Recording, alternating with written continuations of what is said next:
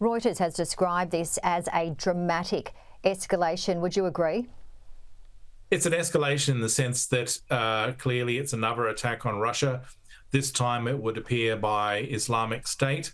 They have roots in areas of Dagestan and Chechnya, where Russia has fought those groups before. So it may be that it places increasing pressure on Putin to respond directly in those areas. But I think the key issue coming out of this crisis or this incident is how Putin uses this to justify that call up so that he can then go on the offensive in Ukraine probably in the summer. At the moment, the Russian forces are advancing slowly but steadily. They're trying to find weak points in the Ukrainian defensive lines. At the same time, Ukraine's defenses are starting to fall apart because of a lack of Western support in terms of weapons coming in. If the Russians then use this attack as a justification for a call up and bring more forces into the field, that will make an offensive going into the summer against key Ukrainian cities much easier for the Russians. What has the reaction been from world leaders? I think you've seen understandable shock and horror at this. I mean, 60 plus people have been killed, large numbers have been wounded. Any terrorist attack, wherever it occurs, is horrible. And so you've seen international responses, obviously expressing outrage. But it's a difficult situation because Putin is not like a regular world leader. He's the leader of a country, and he's the one instigating illegal and unacceptable aggression against a neighbor for the purposes of territorial expansion.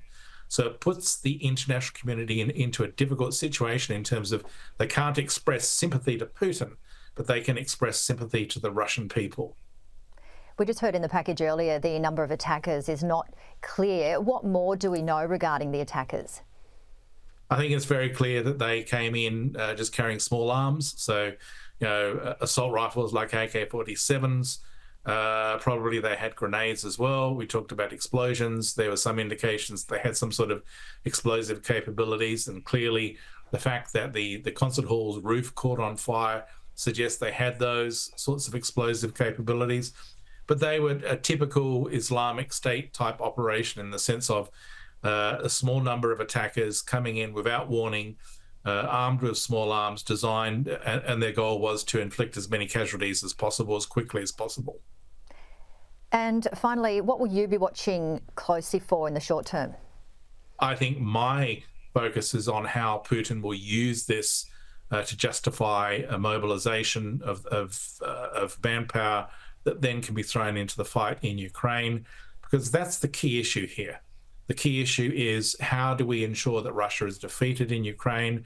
If Western military aid is beginning to falter, as is clearly the case with the US Congress now putting off any vote on military aid going to Ukraine, then I think that the real risk is that as we go into the northern spring and summer, the Russians will break through the Ukrainian defenses and then launch an offensive that could capture key areas such as Kharkiv and Kherson in the south, and that would then put real pressure on the government in Kiev. So it's a case of how does Putin use this latest incident to justify an expansion and intensification of the war in Ukraine. Dr. Malcolm Davis, thank you so much as always for joining us. Thank you.